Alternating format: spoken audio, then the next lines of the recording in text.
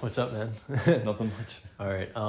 So I guess for everybody listening, this is the first podcast of many to come, I'm hoping. And we're just hoping to kind of cover, the basics of home buying, what the market looks like, how it's acting, and, what they can do to actually make a difference in their transactions, make a difference in their day-to-day, and maybe even get into some investing and stuff like that, right? Yeah, definitely. I mean, we do 2 states, North Carolina and Florida, so we have a good understanding of the investment market up here and down there, as well as the regular home buyer market in both states. Yeah, for sure. Well, I guess let's jump into it. Kind of the way that we were talking about, for everybody listening, the way we were talking about structuring this is bringing up a couple of topics, kind of a market update, what's going on right now, for the most part in the Triad in North Carolina. Yeah. And how these events are affecting the market and what people can do to kind of hedge their bets against it a little bit. Right. And for people that don't know, the Triad is 3 cities, High Point, Greensboro, and Winston-Salem. And it's the very center of North Carolina. They're about the same size as Charlotte, that metro, and Raleigh. And so those are toward the east, and we're in the dead center. So that's one thing about the Triad. It's very convenient to the mountains, the beach, and those major metros. A lot of people are moving from those areas to here just because of, the affordability that we have while it lasts. Yeah. Well, it's almost like all of the cities are kind of growing into the Triad. I know Burlington is booming, even though that's not really technically in the Triad, but it's almost connected. Well, what's interesting was, so Asheboro is where we're at, dead center. It's kind of the Triad, but not exactly. And somebody told me in the 1800s when the railroad came through, it went through Greensboro because the guy that helped bring it through was, from Greensboro, so that's where it went. And that's where 85 is now, which runs from Raleigh to Charlotte. So that was the old railroad corridor. And then if you look, the cities that go, like Burlington, Mebane, all that is following 85 down from Raleigh to Charlotte. And so we're just a little bit south of that. Yeah. Oh, yeah. I mean, I think it's just crazy. Everything is expanding, and like in Greensboro, like Red Road, Wendover used to be called Red Road. It used to just be a dirt road. And now it's like one of the biggest. Oh, no? No, yeah. Yeah, my dad used to talk about that because he worked like in the car dealership on Wendover, and whenever he moved up here, it was already a road, but I guess it was like back in the 50s or 60s. I don't know. I wasn't alive then. Yeah. But it was just literally a dirt road. Huh. One interesting thing about Greensboro is that the way they really developed the city, and in my opinion, they put more roads in before they really had the growth, so it's not a high traffic area. And because of stuff like this, a lot of people are moving to this location. And you mix that with Toyota that's coming, which is not exactly in Greensboro, but the mega sites, Greensboro, Randolph mega site. It's in Randolph County, but Greensboro, the biggest city nearby. So because of this, we were seeing the market change quite a bit. And so the thing that you were wanting to talk about was kind of how the stats are with the Triad and how things have changed over time, which I think you had some numbers you were going to bring up that really led into that. For sure. So it's with the mega site, especially with Toyota coming, that's bringing so many jobs here. So like something that I'm expecting to see, number one, well, in Randolph County, the average income, I'm expecting that to actually start to rise with how many jobs. I may be wrong, but I think I saw it was like 3,000 jobs are coming. Well, I got to read more into this, but I went, at a Rotary Club, we have people that are part of the economic development, and they had announced, I think it was last week, it had been 2 weeks ago, that Toyota had announced another $6 billion investment into North Carolina, this mega site, which was crazy. But I think it added quite a few, it was in the thousands of jobs extra to it. Yeah. So whenever they started, it was probably that 3,000 number, but they're higher from what I remember. Yeah. That's been announced. And then you got VinFast coming nearby, which that's more towards Chatham County, Raleigh area. And then you also have Wolfspeed, which is on the border of Chatham and Randolph, and that'll be computer chips. Yeah. Which will be nice too. Yeah. So a lot of big jobs, a lot of money coming into the Triad, really. Ever growing. I know a ton of companies moved into Greensboro, 20 years ago or so, all through Wendover, brought a bunch of jobs in there. Yeah. And now we're starting to see that same thing happen just outside of Greensboro here in Asheboro, which, it's pretty evident Asheboro is going to be that big. Like it's going to be a big area, at least not next year, but in 20 in years. the future. What do Yeah, you think? I think so too. I'm not sure if we'll get the size of Greensboro. Greensboro is going to see a lot of growth, but I think we're going to have a big explosion. I mean, we have the world's biggest zoo, which I guess is our main thing that we do have, but we're going to become more, as people move out of Greensboro, we're going to become more populated. And I like our topography a little bit better. We kind of have a mountain range. We have the Ori Mountains through here, which is not really the case in Greensboro. Yeah. So it's definitely more of a, when people think of North Carolina, they think of mountains and things to do. I think we have a little bit more of that than Greensboro does. Yeah, so for sure.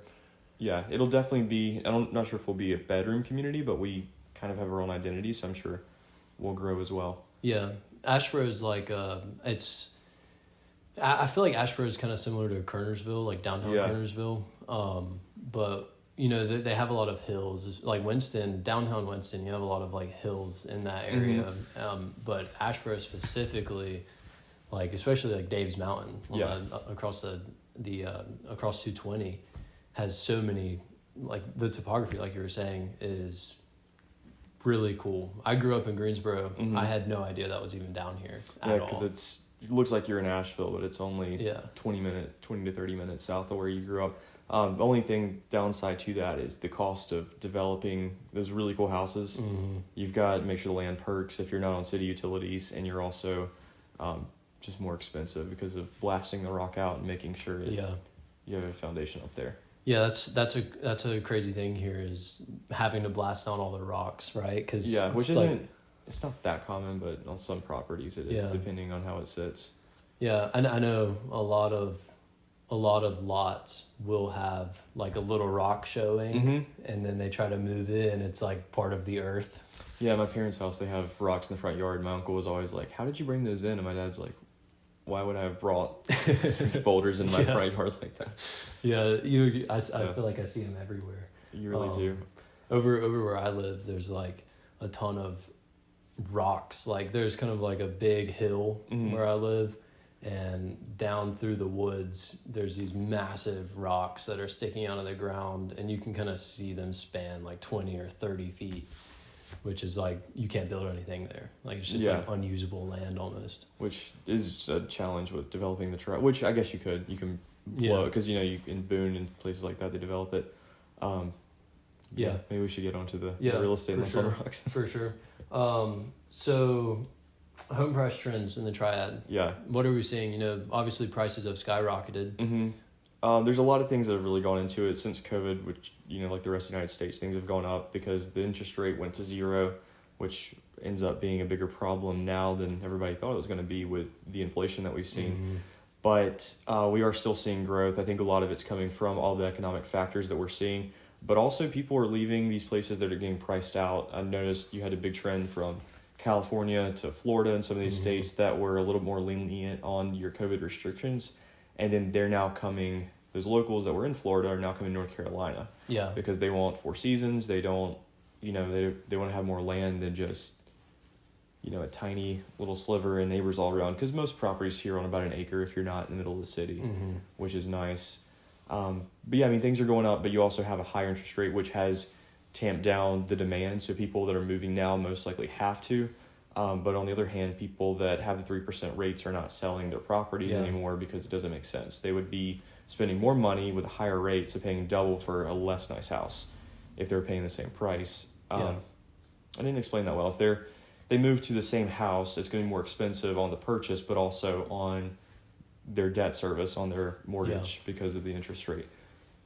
So that's really changed the market a little bit, because I remember, this whole year it seems like it would be super slow, then it would be super quick, and I think it all lags slightly behind what the Fed's doing, and recently they just held rates where they're at. So they fell slightly because I'm noticing the market always prices in, above the Fed rate. They'll always price when they expect a jump to happen, then it may not happen. So people think rates have dropped when they're really still the same place they were with the Fed. Yeah. And then, so I get, with rates being high right now, I hear all the time, nobody's wanting to sell. They're like, I'm not going to sell my house. Like I have 2% interest on my house, 3% interest. Why would I sell and get something that's at 7 or 8% Mm-hmm. and cost way more, but even with that, like speaking on the growth of the market and the growth in property value, one thing I found for the last year in Asheboro, which is interesting, but in Asheboro, the average property has gone up 22.8% in the last year in value, whereas in Greensboro or Winston, their growth is starting to slow down a little bit. In Greensboro, we're seeing 12.2% growth in the last year, and in Winston, it's dropped all the way down to 4% growth in the last year. That makes sense. And, selling houses, and I mean, this year I've sold houses in all three of these cities. Asheboro is where I live and where I do most of my business, but I've noticed Greensboro feels like it hit a peak because it's such a nice place to live. I mean, there's a lot of amenities, a lot of great roads, hardly any traffic. But I think it really hit its peak during COVID, and it's still seeing growth because of the mega site and stuff that's coming. Mm-hmm. But I think Asheboro never quite saw that jump because forever we've just been this town in the middle of nowhere. We're 30 minutes south, so not really middle of nowhere, but still far enough away. And now that we've got these big things coming here, I think people are starting to speculate on our market a little bit. Mm-hmm. And people too, kind of like they have all over the country, they're getting priced out. They don't want to spend $400,000 just to get a normal house in Greensboro. They'd rather move 30 minutes south, drive in to work, and have a lot more for their money. So that's what I'm seeing. Do you think that with this Toyota site coming in and that announcement, when was that announced initially? I think that was it 2022? Because they've been working on that mega site for years. The county put it together, and they were trying to basically replicate what I think it's Greer, South Carolina, did with BMW. I know there's another, Greenville is near it, but they really saw the growth, which I guess Greenville is like our Greensboro, and we're like Greer with where we're located. Yeah. But they built the BMW SUVs over there, and I think that really made them grow quite a bit. And we have similar topography, I think, because they're in about the middle of the state. Yeah. It is similar. So in the last year, I mean, that mega site could have been something that helped prices continue to grow in Asheboro. Yeah. With people coming in and getting moved here. Definitely. Right? At the beginning of the year, a couple of houses that I did sell, there were reload agents working for the people that were moving in for Toyota. Mm-hmm. And they've broken ground. They've already built a lot of it, but a lot of them are being trained right now. They're not, fully operational. There's a couple of years until they will be fully operational. Yeah. But I think 2025 is when a lot of their stuff is starting to begin, I guess. Once we see that, I think it'll really amp things up, because they're really, in Liberty, one funny thing, that's the city that it's in. Liberty's very, very small. They don't even have a public water system. Like, they're all ran off of wells. Yeah. So the whole city is ran off of some major wells that they switch over. So I met a commissioners meeting. They were talking about how they were pulling the water from different municipalities in the area, trying to put it all together. But we've just been so rural that they've never invested in the infrastructure, so now they're trying to do a lot of that catch up to be able to support these. Yeah. Which makes land out here more developable, because you have to let land perk if you're going to build a property, and to do that you'll need an acre to have enough room for your septic system away from your well. So if you have city utilities now running through these fields, you can now put more houses, which will fix a lot of the problems we're running into. We have a housing shortage. Yeah, major housing shortage. So that'll help a lot of it. I mean, and the reason of that was after the 2008 crash, a lot of builders got out of it and they're not building because obviously things weren't selling like they were. So we just really didn't meet demand.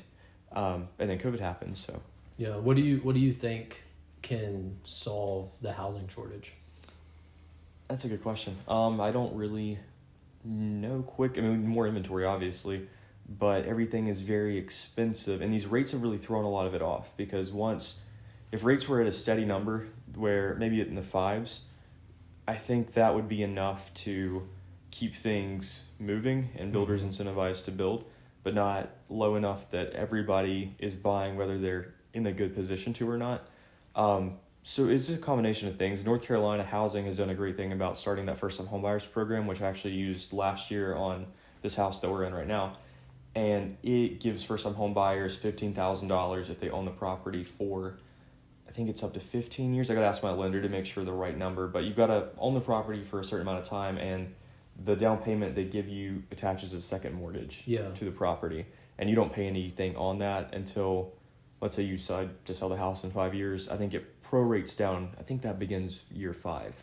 Is that a 10-year? I think it's 10 or 15. 15.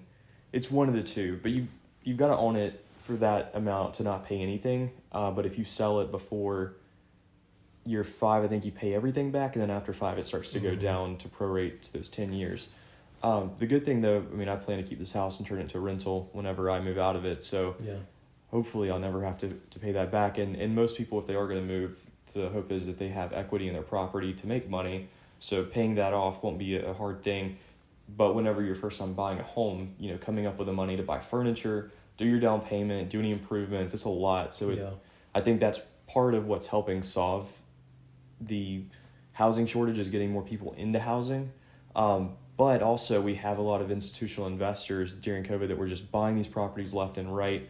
They give you cash offers as is, and what seller's going to turn that down? I think you had a talking point about that with these investors. You said something about they were selling a lot of these properties. Yeah, that's a big thing right now, because I feel like ever since COVID came, a big talk in real estate is, I can't even buy a house right now because every time I put an offer in, I find out it's been accepted. The seller accepted a cash offer. Yeah. And it's kind of turning out here in the last, I think this came out like 12 months ago, but this is actually not true.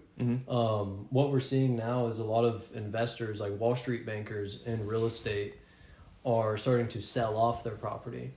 And one of the biggest reasons for it, and I forget who it was that put it out, but he had a press conference, Jonathan something, I'll have to look it up, I don't have access right now, but he said that right now with cap rates where they are on holding property around 4.5%, he can make more money just by holding cash in like a CD account at 5.5%.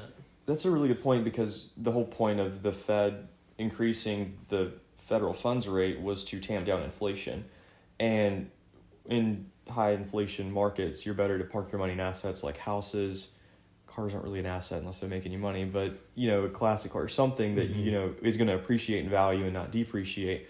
So houses were that for a while, but that's a good point. Now we're seeing these CDs bring in high amounts of money, which I guess is kind of an indicator that we're out of the inflation period, but we're not quite. So our economy is in a weird spot waiting for it to go one way or the other, because if they don't raise it enough, then we have runaway inflation, which is never good. But then if they raise it too much, you have a hard landing, which the Fed's trying to avoid, which means recession.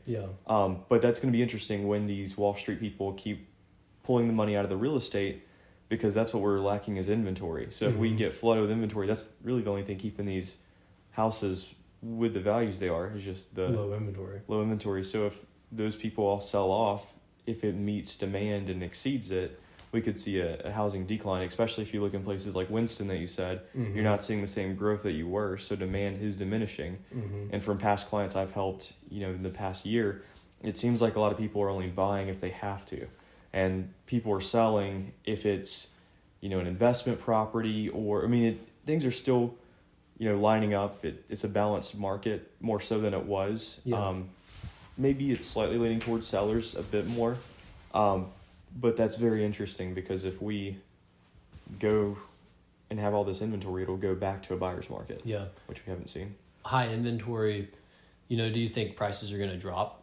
We're starting to see some markets, like let's just say in Greensboro in the last year, 41% of all houses sold above asking price. Whereas in Winston, almost 40% sold below asking price. And then in Ashboro, 58.1% sold below asking price. Oh, in Ashboro, 58%? 58.1. Even though we're seeing this... Even though we're seeing a high... Interesting. Growth. So I guess people are speculating on what this market's worth. Yeah. I am noticing that. You put a house on the market. If your seller wasn't extremely overpricing it, you would get over asking price. And you would tell people, go in slightly undervalued, because you'll get so many offers that it'll shoot you way above what you would have wanted. But now I tell people, go in like at value, maybe slightly higher, so you got some negotiating, which is very different than how it used to be. That is really interesting. So I don't know. not sure what's going to happen with that. Yeah, it's kind of weird because like some people will say, and I've read some like arguments against the investor sell-off. Nobody's going to sell off all these properties. What else are they going to buy? Everything else just costs a ton of money right now. So like, it's the amount of homes that are owned by investment bankers is so high, where I was seeing that even if, let's just say Wall Street real estate investors, they sold off only 5% of what they held. Yeah. 5%, well, more than double the inventory in America. So if how different, what effect do you think that would have on the market just here and in Greensboro in the Triad if inventory over doubled, in the next couple months? I think it would depend on how quickly we can meet that demand, because we're at a shortage right now. There's not a lot, like I have friends that are now looking to buy their first home, and they don't have a lot of options. And it's really the not first-time home buyers, but the entry-level homes that we're missing, because builders are not going to build a 2-bedroom, 1-bathroom home anymore. They're going to build a 3-bed, 2-bath. Yeah. And that's a lot more expensive than a 2-1, because 2-1s just don't make sense anymore, especially when it's slightly more expensive to make it a 3-2, and then your value is a lot higher. So I think that's where we're running into a big gap, because they're going to have to buy a house that's been flipped or renovated. Sometimes they're not renovated. This house I'm in was not renovated when I bought it. It was a 2-bed, 1-bath. They're just hard to find because there's so little of them, which makes it harder for these entry-level people to get into the market. But if we have a flood, that will definitely bring down pricing if we don't have the same flood of people coming from the Toyota and the different factories that are around. Yeah, so it'll be interesting. We do have people moving this way from other states. And I think North Carolina, we were the number 1 business state this year because of our state does really well giving incentives for these companies to come and build factories here to compete with, other countries that are having super cheap labor. Well, they can also buy, a large amount of very high quality land here and build a factory and get, high quality workers here in North Carolina. That's a good point. I mean, land from when I started this 4 years ago was about, it depends on the area, obviously, but in this general location, 3 to 5 an acre on a big tract, because obviously the smaller you get, the more you're paying per acre. But now that's getting closer to 10 per acre, which is really interesting, because used to you could just buy a farm easily around here. Now you can't, which these farms are now turning into subdivisions and different things. And they're doing a 300 house development in Asheboro. Where at? Near the zoo, out Zoo Parkway a little bit. Oh, I've seen that. Which will be really interesting too, because we've never had that big of a inventory increase that quickly. Zoo Parkway is nice. They're building the Sportsplex there. That'll be cool. That's nice. Then you got the Ag Center that's off of 64 they just broke ground on, which will be cool too.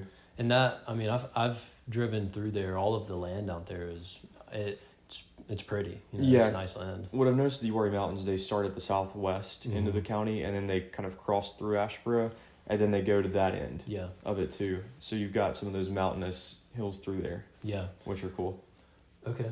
All right. So let's what do you think about, right now in this economy, at least, there's a lot to be said. This isn't an economic discussion. Let's not dive into who's president right now, but, how much do you need to buy a home? That's this is a big topic, because for the longest time, nobody looks at the house number. Like, if I want a $400,000 house, I don't need $400,000. Everybody knows that. You don't save for that. You save for a down payment, or whether that's 20% or 3% with an FHA. But you still have to get approved for that loan through income. So, what are you seeing as far as approvals? Well, this year's been one of the hardest ones I've had with keeping deals together, because it seems like people are just on the brink of being able to qualify. So if any little thing happens, they don't have that room there for underwriting to fix it. They've got to, which we've been able to hold the deals together, but there's so many people, like their DTI is messed up. They've got to go through an investment loan for this property because they don't have the income to support it.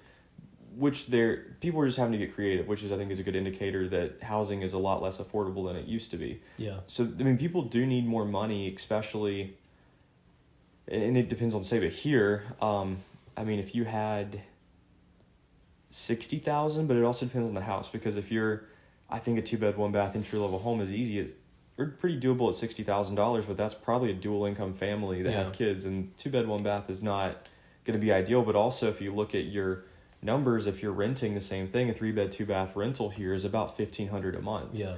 So your mortgage payment may be more than that. Yeah.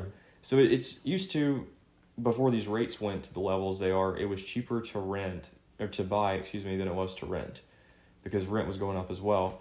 But now it's like you're almost cheaper to rent a place than you are to buy one. Or I feel like it's almost equal. You know, It is, yeah. With sorry to cut you off, but with like buying a home, people are so terrified of, oh my gosh, interest rates are so high.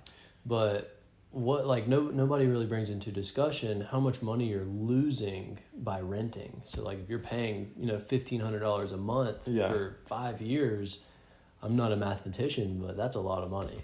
That's true. I don't like the idea of renting because you don't have the chance to build equity in your property and have an asset that you can rent out whenever you leave.